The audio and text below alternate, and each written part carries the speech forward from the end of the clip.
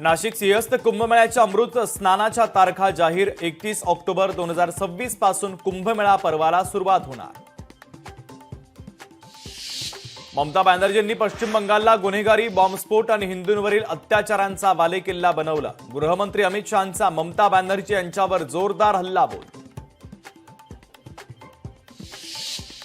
मुंबईतील कथित कोविड घोटाळ्यामध्ये कोणी पैसे खाल्ले हे जनतेसमोर यावं, आदित्य ठाकरे यांनी चौकशीला सामोरं जावं, मंत्री शंभूराज देसाईंची मागणी।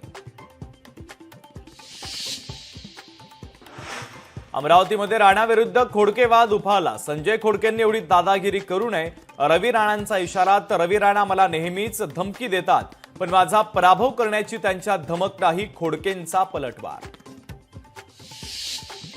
राज्यातील जेलमधील कैद्यांना निकृष्ट दर्जाचा आहार, कोट्यवधी रुपयांचा घोटाळा, एकनाथ खडसेंचा आरोप। विधानसभेत आवाज उठवण्याचा दिला इशारा।